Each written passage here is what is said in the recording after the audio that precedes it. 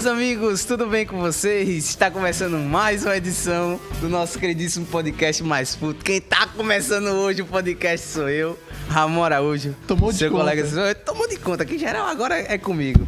Meu grande amigo Léo Abrantes comigo, sempre dividindo essa mesa. Léo Abrantes, seja muito bem-vindo, Léo Abrantes. Muito obrigado, meu amigo Ramon Araújo. Parabéns pela sua introdução de hoje. Aí, ó. Parabéns. Botei pra gerar, rapaz. Hoje o programa é muito bacana, né? Justo. Um programa tão bom quanto o último programa, né? É verdade, o último programa, inclusive, repercutiu bastante, né? Principalmente fofoquinha rolando, os grupos de WhatsApp fervendo. Ave Maria, moído foi grande, viu? Com certeza. E é isso que a gente quer. A gente quer que o cabaré pegue fogo. É bom. Bom é quando o cabaré pega fogo, né, Léo? Exatamente. Ave Maria. O melhor não é o cabaré pegar fogo, é o povo sair correndo. Então, e aí fica toda a polêmica, né? A história, Com enfim, certeza. isso que é o legal. E hoje vamos tentar caçar mais polêmica, né? É. Hoje vai ser dia de soltar... A franga? Não, a franga não, calma, né? Como diria o grande Anacleto Reinaldo... Capitão Gay fora. Não é assim, calma. Olha só, eu vou dizer um negócio pra você. Eu tenho muita curiosidade de onde você tira as suas referências. Não, é porque, Léo, você, quando chegou aqui, acho que se eu não me engano, o grande Anacleto já tinha falecido, né? Mas era um ícone aqui da rádio paraibana, com suas expressões, né? Ele tinha várias expressões, assim, que eram icônicas e marcantes. Achei essa para nós paraibanos. Não, então, tem esse lado, né? Alguns podem entender assim, né? Mas ele era bastante polêmico, né? Nas suas afirmativas. Polêmico, cuidado com o crime. Polêmico, é. Na época, pra ter moído em relação a isso era menos provável. Hoje em dia, o moído é maior. Com certeza, né? Moído é maior. Mas hoje, Ramon... Diga. A gente vai continuar falando de Botafogo. A temporada não acabou, Ramon? Não, que isso, rapaz. Acabou, mas já tem novidades na área, né? Tem. Já a gente anunciou na última oportunidade em que entrevistamos o Vinícius aqui, que era o ex-auxiliar técnico do Botafogo, né? Já tinha a saída da comissão técnica. E dessa vez o Botafogo vem com uma novidade, um novo diretor executivo de futebol que a gente cobrou. Novo não, ele tá quase que inaugurando o cargo. Exato, porque fundindo. O Botafogo não tinha...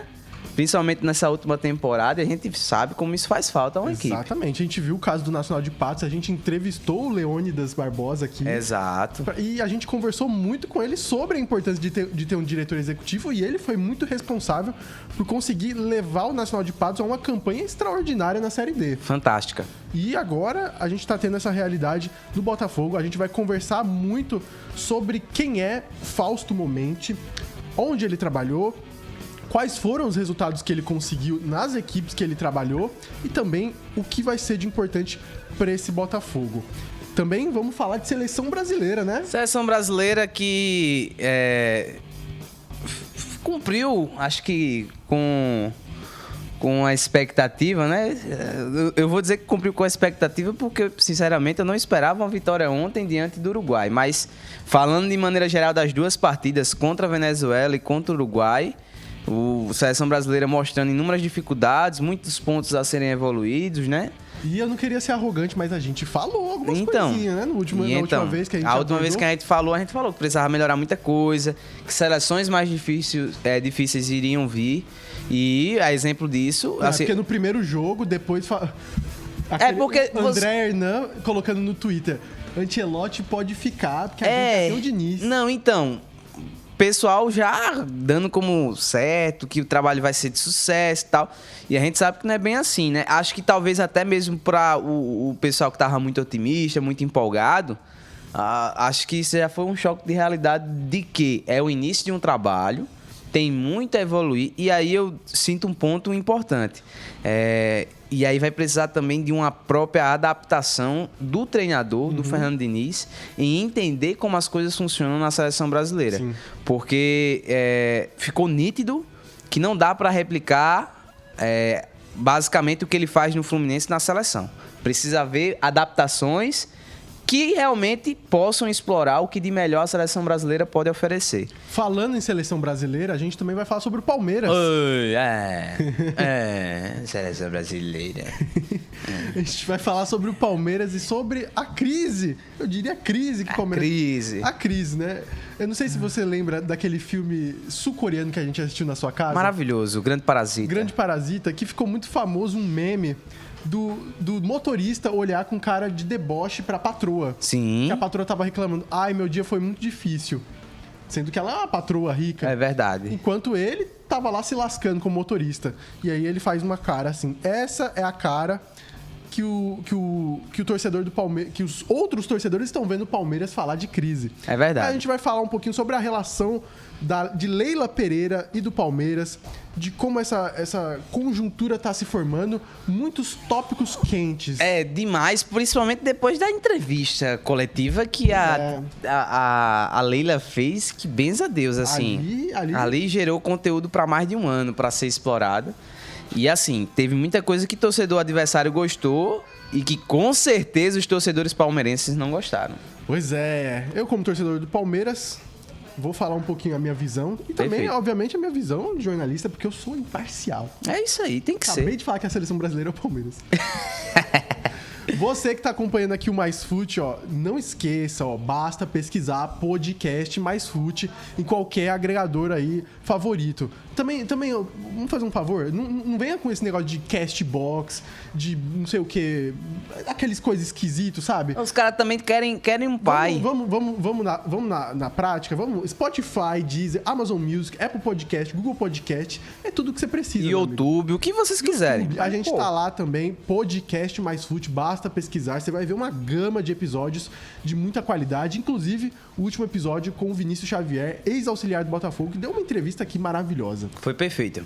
Mandar um abraço também para Marcelinho Gomes. Grande Marcelo Gomes hoje completando aniversário. 39 anos, né, Marcelo? Grande potência.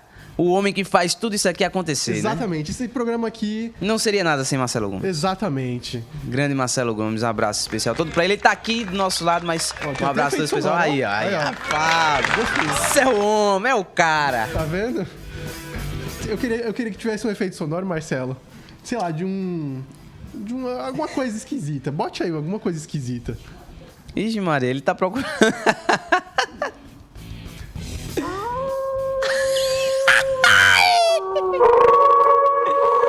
Banda a Loba. Pra vocês verem a força de Marcelo Gomes. Bora começar esse programa. Vamos embora. Esse aqui é o Mais Fute, mais conteúdo, mais qualidade, mais futebol. Esse é o Mais Fute. Bora.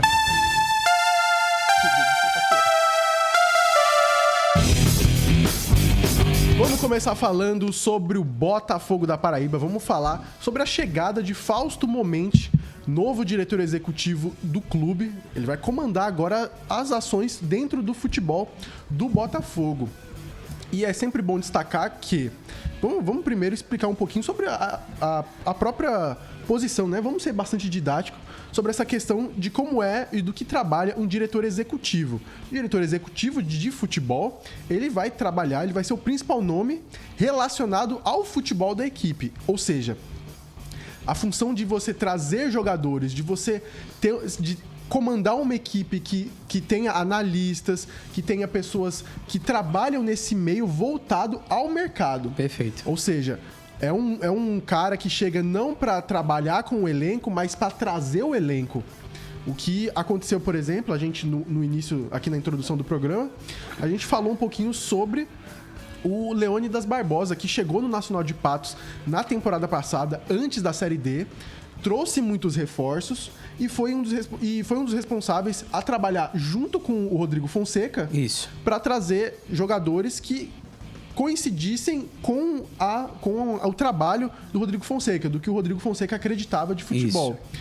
No caso aqui do Botafogo, o Fausto chega para também trazer um treinador, né? Eu acho que ele vai ter esse trabalho de conseguir captar algum nome para chegar e comandar o Botafogo. E juntos eles vão conseguir encontrar os melhores jogadores. Até porque ele é um especialista nisso. E é uma posição muito importante no futebol. Exatamente. Que nem sempre é valorizada. Exatamente. E tanto que a gente vê que o próprio Botafogo não valorizou nessa temporada, né? O Botafogo... Desde a gestão passada. Desde a gestão passada, continuou sem um diretor. Quem fazia as contratações do clube era o próprio presidente, que ia atrás, enfim, que estava envolvido nisso aí. Treinador, né? O treinador também fazia indicação, enfim. Quando o Felipe Surian chegou, ele e a comissão técnica, aliado ao presidente, eles que formavam os jogadores que eles iam trazer. Isso. E isso é eu diria até meio perigoso, porque geralmente muitos treinadores, às vezes, eles têm os seus pródigos. Isso, seus jogadores que são de preferência. Então. Alguma coisa assim. O que é natural, até porque o treinador, às vezes, dá certo com uma formação, com um jogador, e ele não quer perder isso. Exato. Então, geralmente, eles trazem jogadores muito parecidos ou semelhantes, ou às vezes o mesmo jogador que roda várias equipes com o mesmo treinador. E isso é perigoso porque se um treinador sai, o jogador fica. Exato. E aí como é que fica, entendeu? A gente, inclusive, assim, pelo menos na minha percepção, o trabalho que o Fausto vai ter agora, trabalho extremamente desafiador, principalmente diante do cenário que vai pegar a equipe do Botafogo. Beleza, vai ser uma nova temporada, novos objetivos. Na verdade, vai ser os mesmos objetivos, porque vai continuar sendo o título do Paraibano e o acesso para a Série B. O Paraibano vai ser fundamental, não só para você provavelmente conseguir mais dinheiro, o título, a relevância, mas para você voltar à Copa do Brasil, cara. Exatamente. Esse ano a Copa do Brasil, o Botafogo joga todo ano a Copa do Brasil por conta do seu ranking no estado. Então ele acaba sempre ficando na frente, mas agora a regra mudou. A regra é o desempenho no estadual. Exatamente. E aí é um ponto interessante. Por Souza exemplo, e 13 esse ano, no ano que vem, vão jogar a Copa do Brasil. A exemplo disso, para você ter noção de como a Copa do Brasil é um campeonato importante, não vou lembrar agora especificamente qual foi a equipe, mas houve uma equipe de São Paulo que ganhou a Liga Paulista, um negócio assim. Copa Paulista. Copa Paulista, isso. A Portuguesa Santista.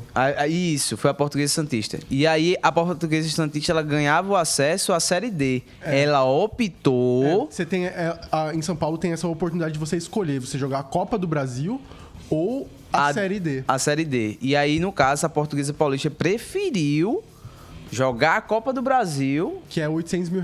Exatamente. Do que disputar a Série D, para você entender que realmente é um campeonato importante, principalmente porque o retorno financeiro do campeonato é muito, muito bom para as equipes, né? Eu lembro quando a gente entrevistou o Aldeone Abrantes, presidente do Souza, ele comentou que é muito importante você passar de fase na Série D, na Copa do Brasil, perdão, porque de cara você já ganha R$800 mil. E aí se você avança uma fase, você ganha mais uma quantia. Ou seja, isso aí é uma receita fundamental. A gente falava aqui o quão era importante o Botafogo ter passado do Águia de Marabá. Isso. Não conseguiu. Exatamente. E aí fica já essa missão no Paraibano, e aí vai ser fundamental, onde ele vai, primeiramente, como você falou, ter que encontrar um treinador para a equipe do Botafogo, vai ter que fazer a reestruturação do elenco, porque, pelo menos o que a gente viu, boa parte do elenco não vai renovar. Acho que só alguns nomes que foram anunciados, eu vi que o Wesley Santos parece que renovou, Pipico renovou.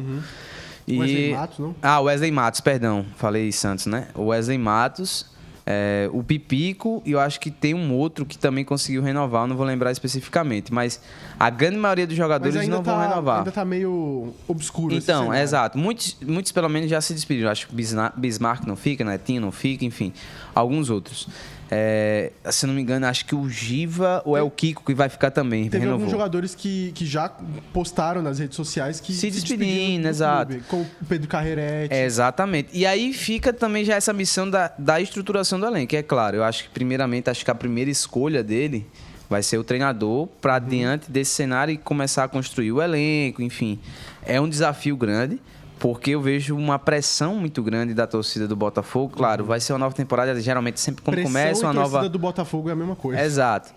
A torcida do Belo sempre, geralmente, no início da temporada, abraça o time, né? E sempre com bastante empolgação.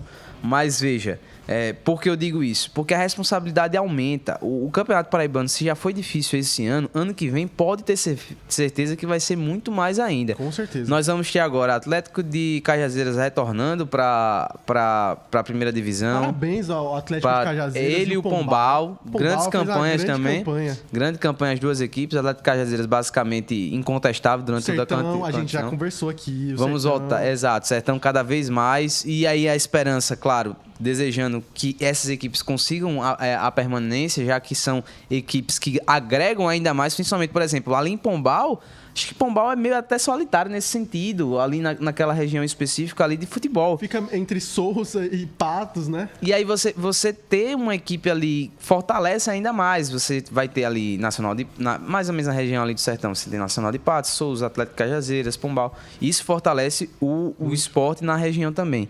E aí... Se a gente pensar, tá até maior que, por exemplo, a Zona da Mata aqui, que tem Botafogo, o São Paulo Cristal... Acho que só. Então. E aí, justamente, você já tem o São Paulo Cristal que fez uma grande campanha no passado. Você tem o 13 esse ano com acesso à Série D, né? O Campinense buscando vai ser o ter acesso a uma divisão.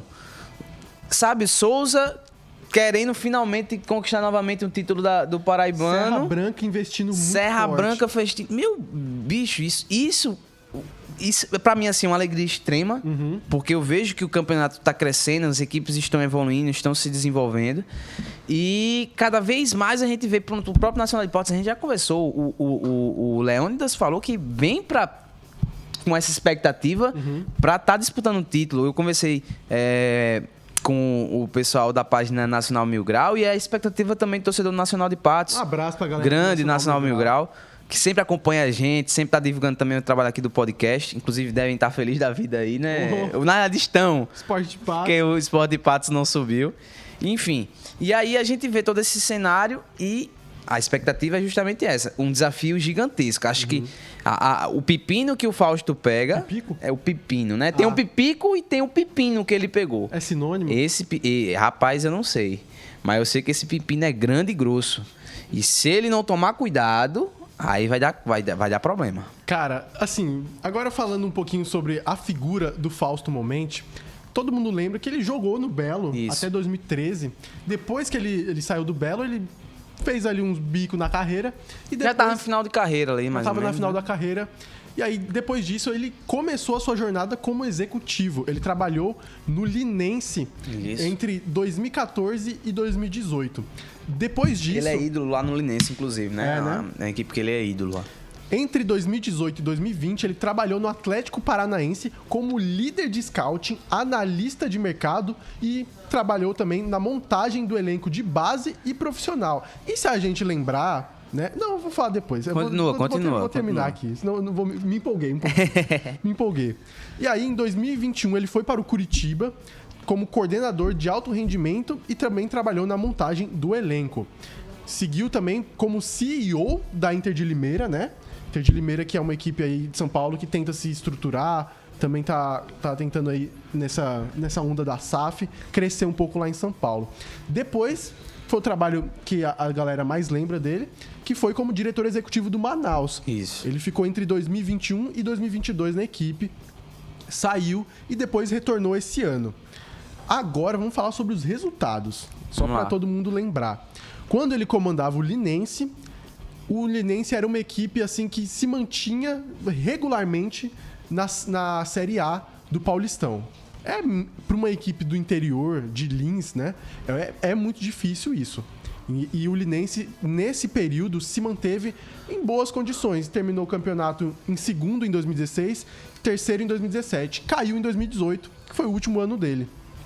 Caiu em 2018 e, se eu não me engano, não pesquisei de 2018 para cá, eu não lembro do Linense de volta na primeira divisão do Campeonato Paulista. Já no Atlético Paranaense, ele ficou entre 2018 e 2020. E simplesmente foi um dos melhores anos da história do Atlético Paranaense. E ele trabalhou como líder de scouting, né? Scouting é análise de mercado, de jogador. E nesse período ele trabalhou não só na base, como no elenco profissional. Sendo que nessa época foi o que eles trouxeram Bruno Guimarães, trouxeram jogadores como Bento, entendeu? Acho que o Renan Lodge também, né? Renan Lodge. Então, cara, muitos jogadores, né? Trouxeram o Rony pra fazer parte do Atlético Paranaense. O Atlético Paranaense naquela época voava.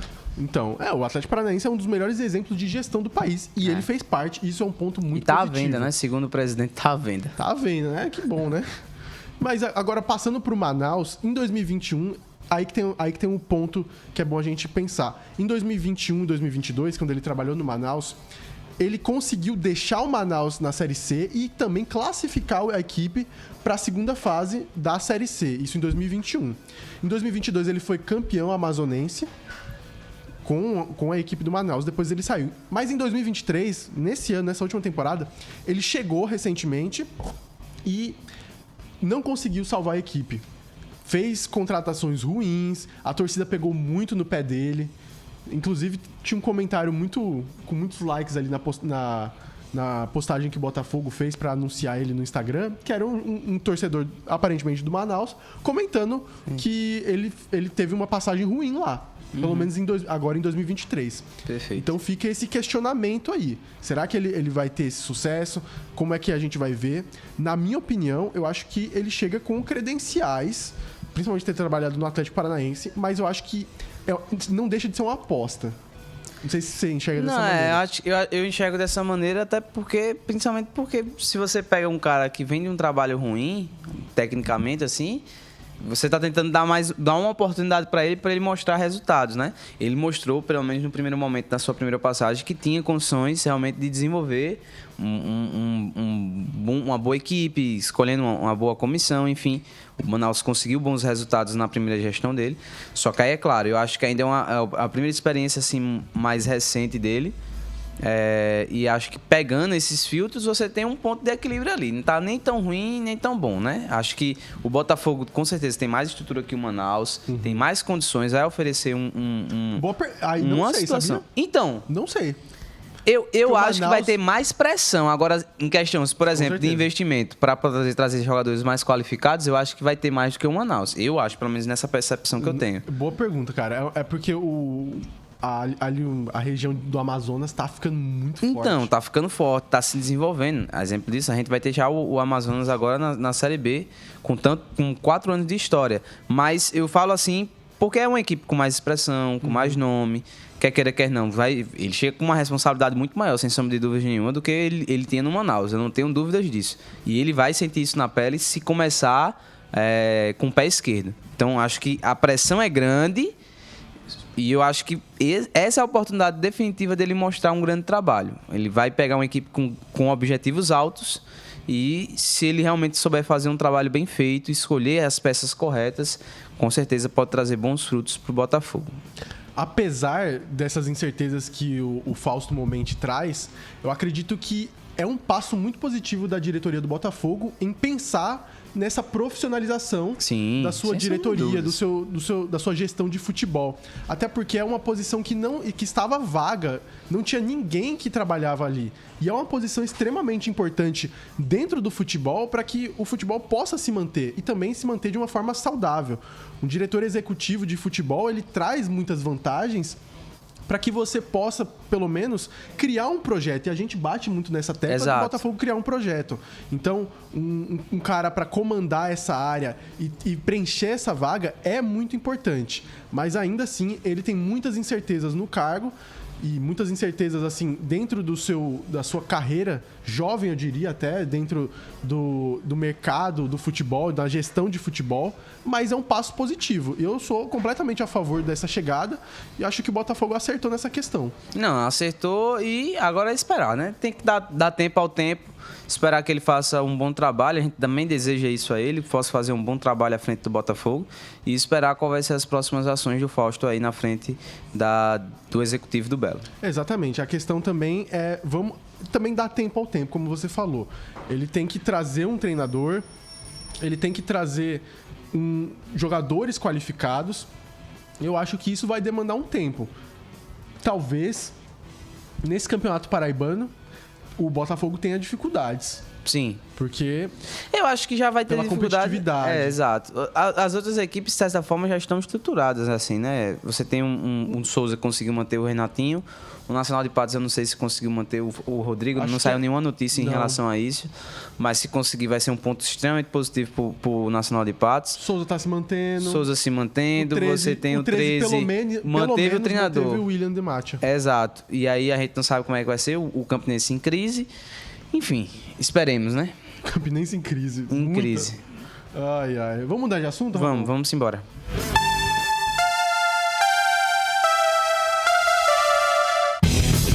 Bora falar de seleção brasileira, Ramon Araújo? Vamos falar de seleção brasileira, Leonardo Abrantes, que assistiu o jogo ontem, mas era melhor ter assistido o Eclipse sem óculos. Foi uma frase que um amigo meu falou e eu replico ela. Era melhor ter assistido o Eclipse sem óculos do que ter assistido o jogo ontem da seleção brasileira. Que eu vou carregar pra vida agora. Não, pode carregar, Leonardo Abrantes, porque foi...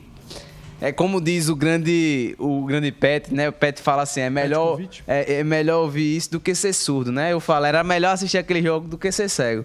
Porque, assim, em questão de qualidade de jogo, quem assistiu uma partida de ontem, com certeza não se agradou.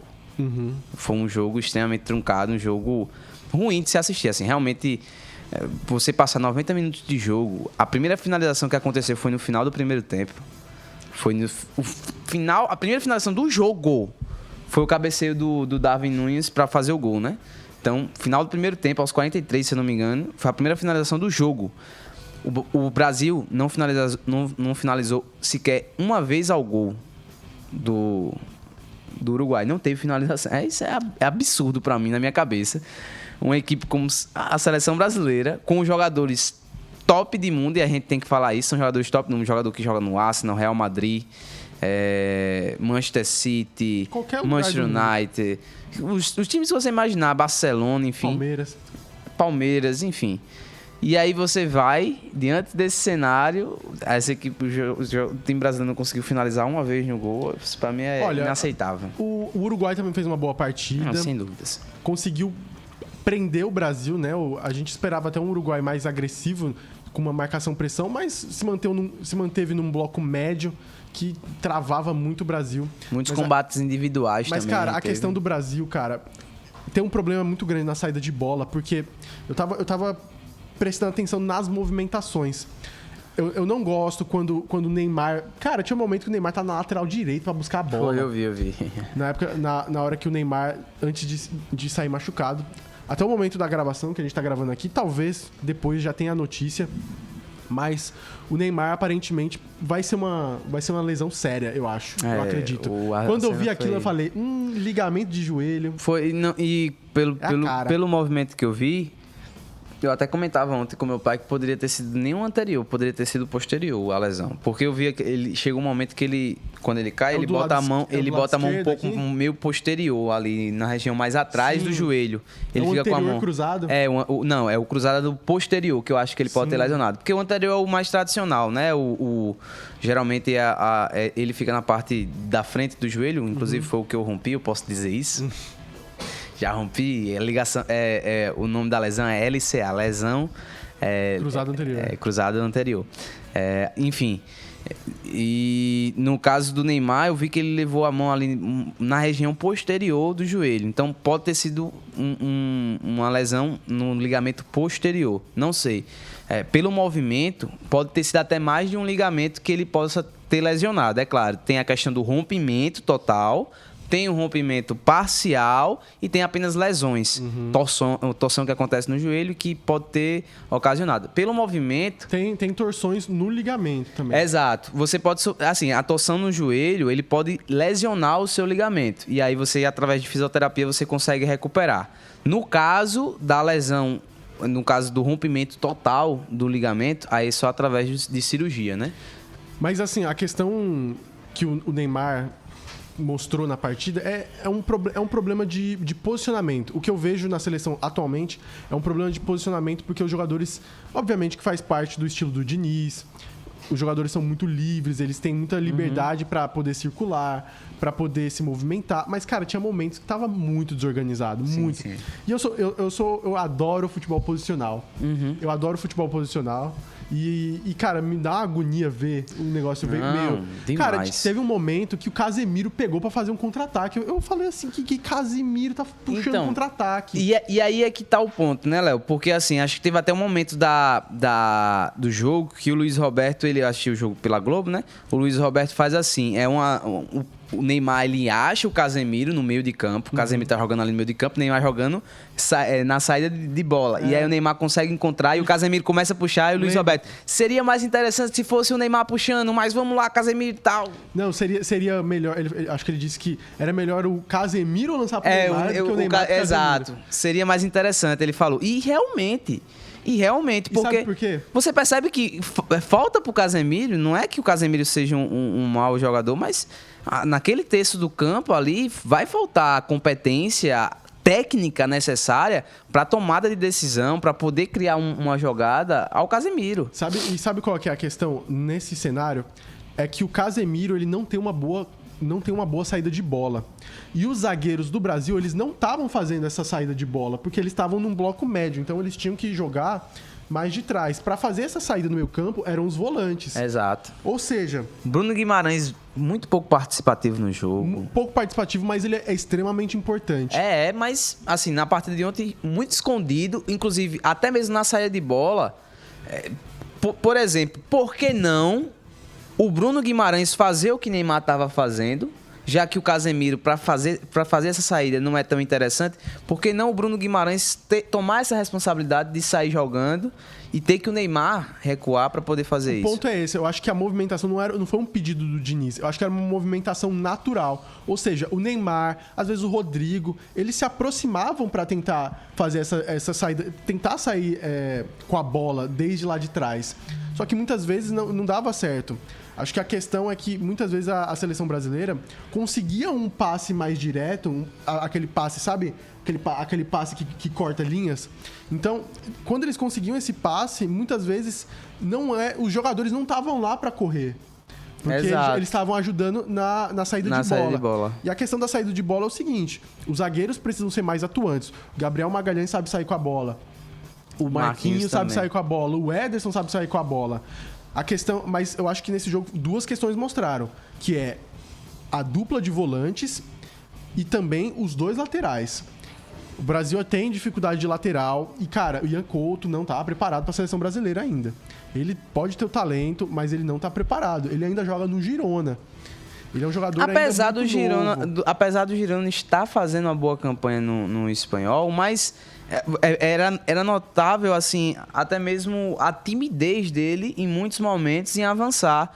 Quando ele recebia, às vezes ele tinha mais espaço. Era natural tocar a bola para trás. Inclusive, foi algo que me incomodou muito durante a partida, principalmente no momento inicial. Você falou sobre essa saída de bola do Brasil. Acho que os 30 primeiros minutos, até talvez ali de 35... esse primeiro bloco de marcação do Uruguai, o Brasil estava conseguindo sair. Com uma certa dificuldade, mas estava conseguindo sair. O problema era quando chegava no terceiro bloco do campo. O Vinícius Júnior não ganhou uma contra o Nandes.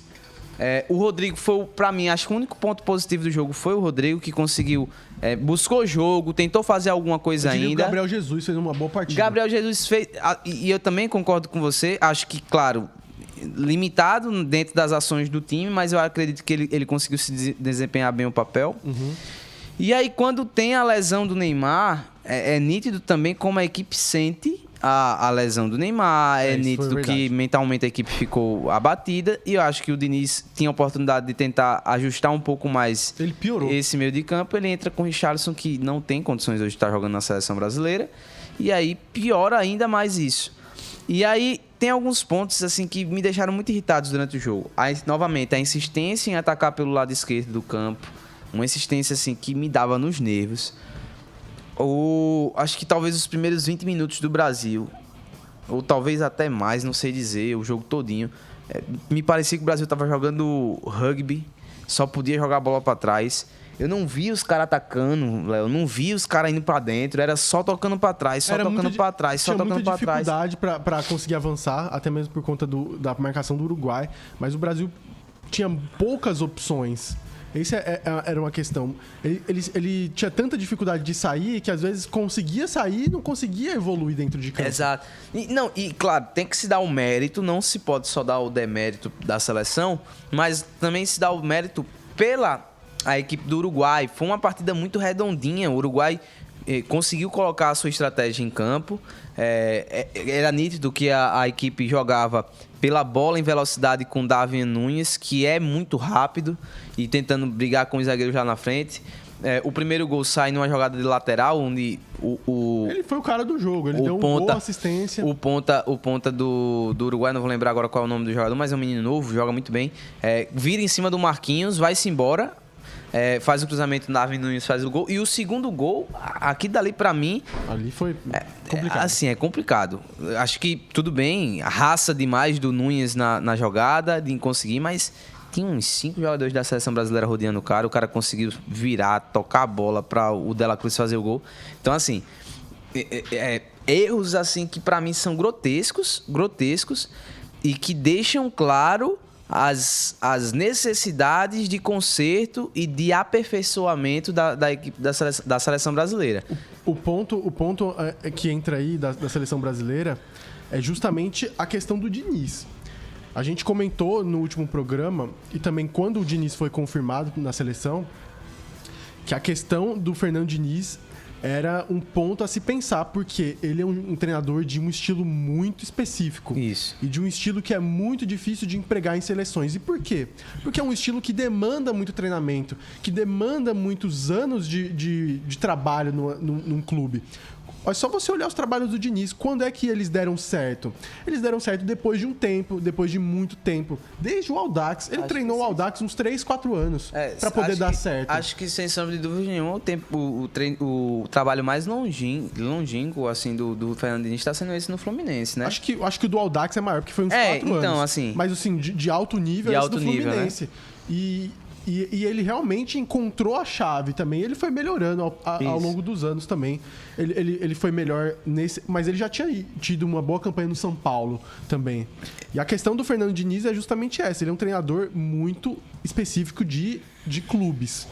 Se você colocar ele na seleção, você vai imprimir certas dificuldades. E uma delas, que eu já comentei aqui no último programa...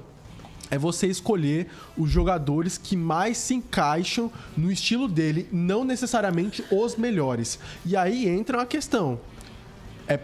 Isso vai dar muito o que falar, porque ele nem sempre vai convocar aquele jogador que a pessoa quer, ou aquele jogador que a pessoa acha que é o melhor. Exemplo, na minha opinião, é meio complicado você trazer Vinícius Júnior, Rodrigo e Gabriel Martinelli. Dá pra fazer os 3? Dá, mas só se o Rodrigo jogar na outra ponta. E o Gabriel Martinelli vai ser um reserva de luxo. Porque ele não vai entrar. Ele vai entrar caso aconteça alguma coisa. Mas aí é que tá. Tudo bem, não discordo. Hoje, talvez não hoje, mas na última temporada, antes principalmente da lesão, o Vinícius Júnior, sem sombra de dúvida nenhuma, era o principal jogador brasileiro jogando na Europa. Uhum. Mas, sinceramente, do que assistimos até então na seleção brasileira, eu vi Martinelli entrando em algumas partidas, mas sempre quando o Martinelli entra, ele dá um fogaréu muito grande no jogo. Ele traz algo a mais no jogo. Inclusive, a partida que ele faz na Copa do Mundo contra a Senegal é fantástica. É fantástica. Ele joga muita bola e não consigo entender, por exemplo, como... Senegal? Senegal não, perdão. Camarões, confundi. E assim, é um cara que eu vejo que não tem tantas oportunidades na seleção. Dessa vez ele não foi nem convocado pelo Diniz. O Rafinha, que jogou muito no outro jogo, também não foi convocado dessa vez. E aí me surgem dúvidas. Tudo bem, a prioridade de não trazer Paquetá por conta das questões das apostas que está sendo investigado e tudo mais. Mas quem tá jogando mais bola que Paquetá hoje no meio de campo, no Brasil, em geral, eu falo. E não só na parte de criação ofensiva, mas na parte defensiva. O Paquetá tem entregado no West Ham, assim, é absurdo. Não à toa, o Guardiola queria ele. O Guardiola ainda, pelo menos que eu vejo... disposto a pagar 60 milhões. Exato. Até onde eu sei, o Guardiola ainda quer ele. Ainda quer. Apesar de ter contratado o Matheus... Não, mas já tinha trouxe o Matheus... O que é brasileiro naturalizado... Matheus Nunes. Isso. Que é brasileiro naturalizado português. Apesar de trazer ele, mas o Guardiola ainda quer o Paquetá porque vê o que o Paquetá pode entregar ao time. Com toda sinceridade. Desde quando chegou no City, o Kovacic ainda não mostrou o que veio. E sinceramente, se eu comparar hoje, pelo menos a bola que tá jogando Paquetá, muito mais Paquetá do que Kovacic. E aí você tem esse exemplo. Você tem, por exemplo, o Natan, que tá comendo bola no Napoli, jogando muito no Napoli, fez uma partidaça contra o Real Madrid pela Champions League e tem crescido cada vez mais.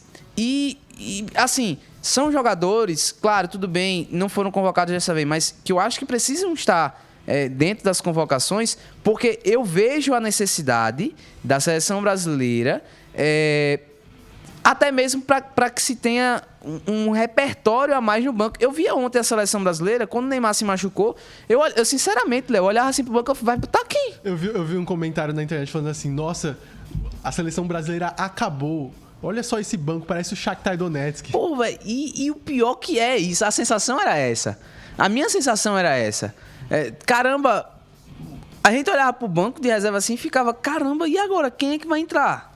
Assim, e essa era a sensação. E eu concordo com você quando eu falo que, tudo bem, o Diniz ele nem sempre vai convocar os melhores. Ele vai trazer aqueles que se adaptam mais ao estilo de jogo dele. Mas não aí, é o que está acontecendo nesse caso. E o que eu acho que também cabe a reflexão é do próprio Diniz. Até onde o Fernando Diniz ele vai insistir em tentar replicar o que ele faz no Fluminense, ao invés de buscar se adaptar ao cenário da seleção brasileira e, a partir disso, fazer ajustes necessários. O Casemiro, gente, todo o respeito do mundo que eu tenho à história do Casemiro na seleção brasileira, para mim, na era Tite, foi o jogador que menos oscilou durante os 6 anos de Tite, histórico, mundialmente falando, um dos principais nomes do meio de campo ali do Real Madrid, do último século. Mas, beleza. Desse século, perdão. Do último não, desse século, né? Mas, beleza. Mas é nítido como o Casemiro tem uma dificuldade em se adaptar ao estilo de jogo do Diniz. Eu diria, Ramon, que a questão, não necessariamente o Diniz se adaptar à seleção, mas ele adaptar a seleção a ele, porque não é o que está acontecendo. O que está acontecendo é o seguinte, a seleção ainda tem uma mentalidade muito Tite, tá ligado? Sim. Porque o Tite, realmente, ele fez um grande trabalho. E o povo agora, que o povo tá falando do trabalho do Tite, né? Incrível. Tinha os maiores críticos do mundo ao trabalho do Tite, aí precisa sair o Brasil começar a perder, ter resultados ruins, para as pessoas lembrarem do quão bom foi o Tite. E o Tite, ele tinha essa capacidade de transformar essa equipe enclausurado. Ele é muito bom treinador defensivo, mas também ele era um treinador assim bastante adaptável. Exato. Que conseguia modificar, conseguia deixar a equipe ofensiva, defensiva, jogar atrás, jogar na frente. O Diniz, ele tem um estilo muito próprio e não tem nenhum problema nisso. A questão é que é mais difícil de imprimir na seleção. E o que está acontecendo agora é que ele não está conseguindo imprimir e ele também não tá conseguindo colocar quem ele quer. Eu tenho a sensação que ele tá tentando ser um paizão ali. Sim. Eu acho que não, isso não rola, cara. Porque Casemiro completamente destoa muito da seleção. Muito. Esconderam ele pra ele não participar da saída de bola nesse jogo. É por isso que ele pegou a bola pra puxar o contra-ataque. Porque ele foi escondido. Algo que acontece no próprio Palmeiras, que eu presto atenção muito no Palmeiras, que o Gustavo Gomes, ele não tem uma boa saída de bola. Aí o que fazem? Escondem ele entre os marcadores. Então muitas vezes você vê o Gustavo Gomes indo pro ataque, porque ele não serve na saída de bola. A mesmo vale para a seleção. Acho que a seleção tá insistindo em algumas questões e acho que o Diniz, ele tinha que meter mais o louco mesmo. Então. Não, eu vou botar o André mesmo. Para mim, o meio campo da seleção, dupla de volante, André e Bruno Guimarães. Ou Bruno Guimarães e Paquetá. Entendeu? E aí um meio campista. Eu acho que cabe pensamentos. Poderia ser o Neymar. Eu acho que cabe, sinceramente, alterações. Isso aqui não é já condenando, não é dizendo que o trabalho... Não, de forma nenhuma. Até mesmo para que as pessoas se conscientizem. Isso é o início de um trabalho. Uhum. Mas para que as pessoas também lembrem que... E observando hoje, o que o Tite fez com a seleção brasileira é algo muito difícil. É algo muito difícil. O cara quase que ficou invicto. Ele não perdeu um jogo de eliminatória todos esses anos que ele permaneceu à frente da seleção brasileira. Ele não perdeu um jogo da eliminatória. O Uruguai não ganhava do Brasil faziam 40 anos por mais de 2 gols e 20 anos que não ganhavam do Brasil em um jogo de eliminatória. E aí você vê todos esses tabus quebrando, você vê Venezuela empatando com o Brasil aqui no Brasil. E por quê? Porque vai agora mudar todo um trabalho que foi construído e o trabalho que o Tite fez foi muito bem feito.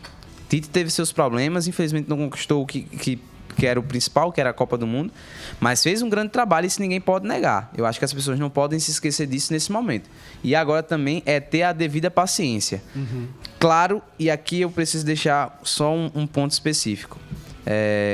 Vai ser muito mais difícil sem Neymar, sem sombra de dúvida nenhuma. Eu acho, pelo menos. Eu acho que não, sabia? Eu acho que vai ser muito mais difícil sem o Neymar. Porque, Acho e aí eu acho digo... que pela representação do Neymar. Acho que o campo vai ser até melhor. Eu digo porque pra mim ainda hoje na seleção brasileira não tem um jogador da competência técnica do Neymar. No Brasil e talvez no mundo. Não tem. Talvez. Eu acho que não tem. Por exemplo, o Brasil vai enfrentar a Argentina na próxima rodada das eliminatórias. Colômbia fora e a Argentina no Maracanã. O que eu tô esperando aí de fumo não se conta. Se a Polícia Federal bater, será preso na hora de tanto fumo que ia ter. De que eu tô esperando aí esse jogo. Eu tô rezando, pedindo a Deus pra que não aconteça um vexame. Piedade. Botaram no Maracanã ainda. Porque ia ser aqui em Recife. Tinha que ser aqui no Almeidão. Vai ser no Maracanã. A Argentina ganhou de 1-0 do Brasil na final da Copa América lá dentro do Maracanã. E agora a possibilidade de, com torcida, muito mais, que na época foi uma torcida limitada, mas com torcida, o vexame ser ainda maior. E aí, meus amigos, é esperar realmente dar tempo ao tempo. Acho que tem muita coisa para evoluir a seleção brasileira. Acho que o Fernando Diniz pode sim conseguir dar êxito a esse trabalho, mas ele vai precisar entender que precisa fazer alterações, precisa fazer adaptações. Tanto a seleção se adaptar um pouco a ele, como ele também se adaptar um pouco à realidade da seleção brasileira. É isso. Vamos mudar de assunto, Ramon? Vamos embora.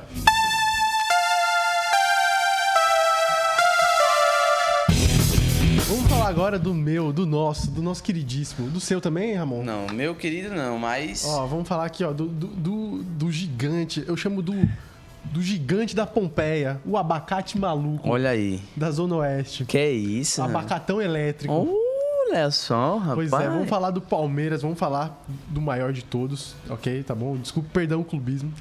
Mas assim, falando sério agora, a questão do Palmeiras, todo mundo já viu, todo mundo viu a entrevista, todo mundo sabe como que tá o clima no Palmeiras, perdeu pro Boca Juniors na semifinal da Libertadores, num jogo, cara, que tipo, mostrou que é tipo... Sabe aquele roteiro clássico de filme de Hollywood? Do cara que ele tem uma missão... que ele tá construindo o seu poder, aí ele tem uma perda muito forte, depois ele se recupera, aí tem um arco, a redenção dele. Cara, esse roteiro foi o que aconteceu no jogo Palmeiras e Boca. O Palmeiras viveu o arco, assim, do antijogo argentino, que toda a equipe brasileira já sofreu. E sofreu não só de uma equipe argentina, mas sofreu da pior de todas.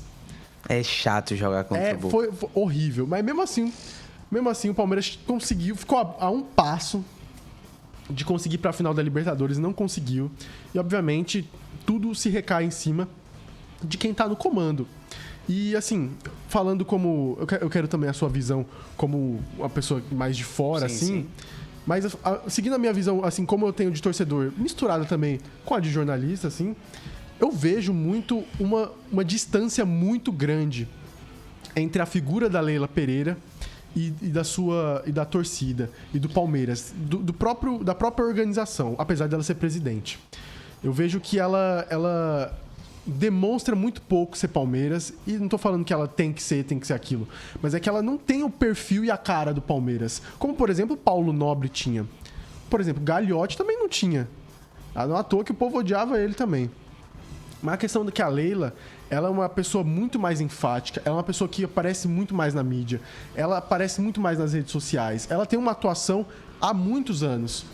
E a gente viu essa questão de decair, do povo gritar, é tia Leila na rua, pra xingar ela, sabe?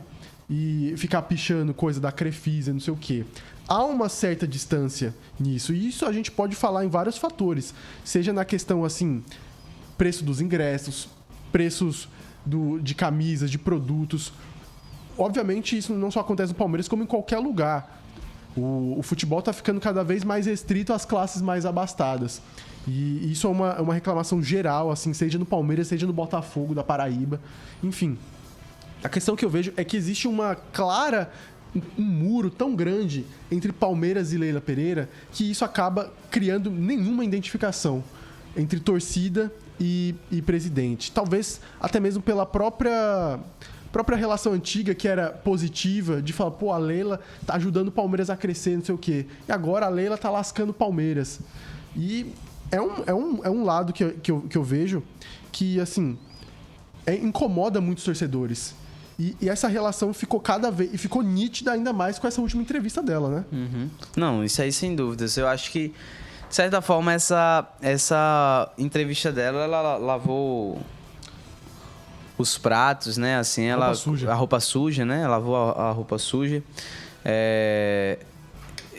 Eu acho, assim, que, sinceramente, talvez ela não tivesse mais aguentando, segurar. Uhum. E aí falou muita coisa. Talvez, acho que até mesmo se ela tivesse numa situação diferente, eu acho que ela não teria dito. Ela falou coisas que torcedores rivais falam do Palmeiras. Exato. Isso foi... E isso que é foda. E aí, isso que é foda. Por exemplo, a fala que ela falou que sobre o Palmeiras não ter caído pra Série B. Aquela dali foi muito específica, pô. Foi. Ela tem insinuado... Parece que ela pegou do WhatsApp, né? Então, ela tem insinuado que o Palmeiras não caiu pra Série B por conta de ajustes ali entre equipes, enfim, que combinaram para que o Palmeiras acabasse não caindo. O Santos. Né? Que foi o Santos, né? o Thiago Santos. Ribeiro. E aí, enfim... pegando essa frase, a questão do próprio avião, que é uma coisa que a torcida tocou muito no pé dela, e ela dizendo que o avião ela comprou com dinheiro dela, não foi com dinheiro do Palmeiras. Ela comprou e deu, entendeu? Ela comprou a Arena Barueri, inclusive, também. Entendeu? E aí, essas coisas, esses pontos específicos, me pareceu muito que, tipo assim, tô engasgada aqui, vou ligar o modo foda-se e pronto. Eu acho que foi isso que basicamente aconteceu. Eu concordo com você, Léo, quando você fala que não tem uma certa identificação da Leila com o clube. Nenhuma, eu diria. Não tem, assim, e é nítido isso. Eu acho que é muito nítido, principalmente quando, assim, os vídeos que ela grava, pelo amor de Deus, eu não me esqueço nunca, a entrevista dela dentro do avião, falando que comprou avião pro Palmeiras, assim, é uma coisa tão... Mas eu gosto daquele vídeo que ela fala assim, gente... Pênalti é muito fácil. É muito fácil. Não dá pra perder, hein? Aí ela vai lá e chuta e faz o gol. Não dá pra perder, hein? Pronto. É porque existia essa relação, assim, antes da Leila, de ser uma pessoa que gosta do clube. Hoje ela parece que, sabe quando você tá de saco cheio de alguma coisa? É a sensação que passa. Então, eu concordo plenamente com você nesse sentido. E eu entendo também a motivação da torcida tá puta da vida com isso, porque de certa forma não, hoje ela exerce um cargo de gestão no clube, ela tem um poder de influência gigantesca no clube, ela é a presidente do clube, tem o seu dedo, claro, é responsável, sem sombra de dúvidas nenhuma, pelo sucesso do Palmeiras dos últimos anos, a vinda do Abel, enfim, tudo isso tem que trazer mérito à gestão dela, os títulos que foram conquistados, porém, Léo, eu acho que sempre é bom ponderar certas coisas, né? São pontos que são precisos ser identificados aí. Essa relação, não sei até quando ela pode perdurar. E também não sei se o fim dela seria bom para ambos os lados. Acho que talvez para ela pouco interessante, mas eu digo até para o Palmeiras em relação à questão de investimentos mesmo. Claro, eu acredito que o Palmeiras conseguiria um outro investidor, sem sombra de dúvidas nenhuma. Principalmente pelo que se tornou... Não em 2015. Não, exato. Hoje sim. Hoje sim, pela realidade do clube ser outra, completamente diferente. E assim, Ramon, eu vejo nessa história... Eu vejo que os dois estão certos em alguns pontos e os dois estão errados. O outro lado da Leila, eu diria que é a torcida. Que é o seguinte, eu acho que a torcida tá certa em reclamar e pedir reforços, que o Palmeiras era uma equipe que precisava. E nessa reta final a gente viu que faltou reforços. Porque muitos jogadores da base, é ótimo usar a base, mas muitos jogadores estão sendo usados. E muitos jogadores que talvez não estejam preparados para isso. E teve perdas significantes que não foram repostas. Não foram repostas, perdeu o Scarpa. Tentaram jogar sem o Scarpa, viram que não dava certo, e aí trouxeram o Arthur. Aí O Danilo saiu. O Danilo saiu e não trouxeram ninguém. Ah, veio o Richard Rios. Richard Rios veio depois da lesão do Atuesta. Foi. Ou seja, E assim, o Palmeiras... apesar do Zé Rafael tá fazendo a melhor temporada dele pelo Palmeiras até então, mas ele tá improvisado. Improvisado até agora. E a questão, a torcida tá certa em pedir isso. Mas ela também tá certa em cuidar da administração do Palmeiras. Sim. De pensar na gestão, porque o Palmeiras ainda tem dívidas. O Palmeiras não tem os mesmos lucros que o Flamengo tem e que o Corinthians pode ter. E que o São Paulo pode ter também. O São Paulo, as pessoas levantaram muito a questão de que o São Paulo e o Corinthians essa temporada vão ter um orçamento, vão ter como se diz, um orçamento, não é um lucro, é quando você... Esqueci a palavra. Retorno. Não, acho que é tipo o desempenho financeiro. Sim. Sabe? Eu não vou lembrar agora. Então, eu também esqueci a palavra, mas o São Paulo, ele vai ter um aumento significativo nas suas receitas. Nas suas receitas. Ele vai ter um aumento significativo. E os torcedores do Palmeiras estavam comentando que a expectativa do Palmeiras, o Palmeiras não está aumentando. É que o Palmeiras está estabilizado. A questão é Corinthians e São Paulo estavam muito baixo. Uhum. E agora estão aumentando. O Palmeiras já tá grande há muito tempo. E a Leila, pra mim, na minha opinião, o Palmeiras ainda tem muitas dívidas. Inclusive com a própria Crefisa e a própria Leila, enfim. Uhum. O Palmeiras tá certo em cuidar da administração. Eu sou completamente a favor disso. Mas eu também entendo a torcida por estar brava. Assim como eu vejo os dois errados nessa história. Sabe aquela coisa que eu comentei do filme Parasita? Sim.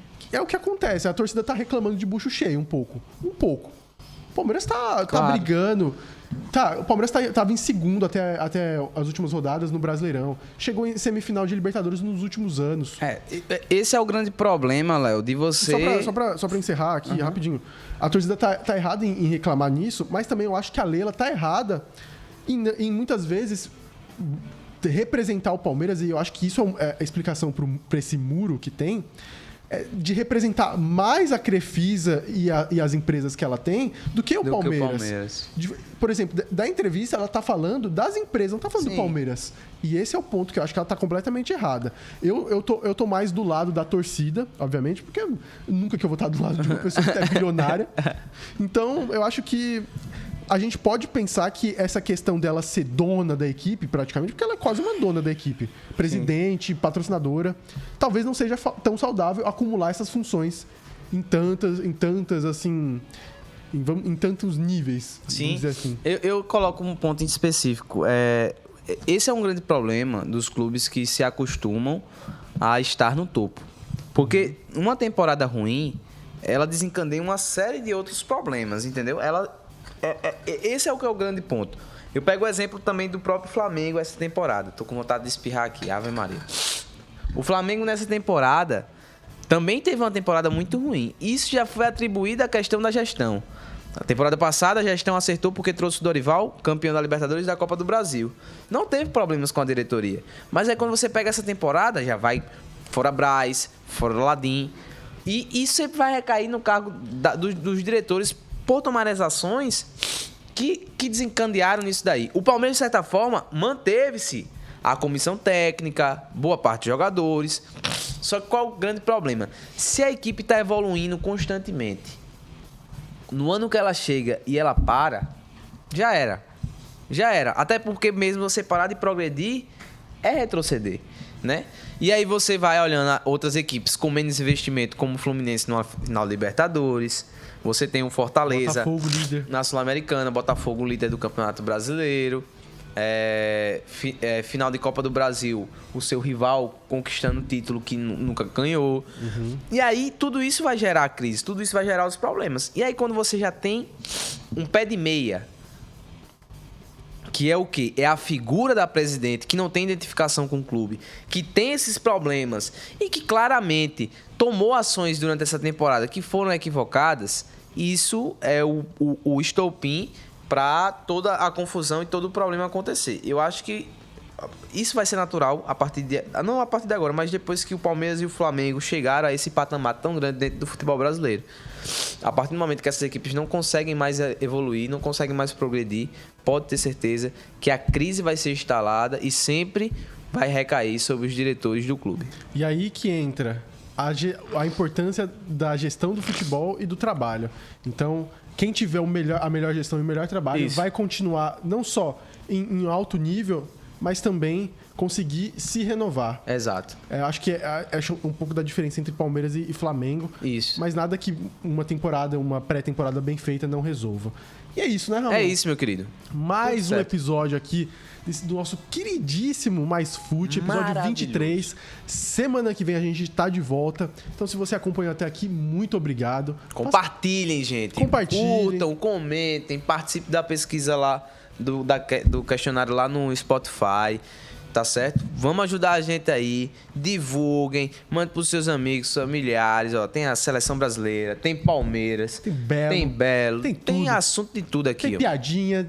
Tem tudo maravilhoso. É isso, meus amigos. Um abraço e até a próxima. Valeu. Valeu.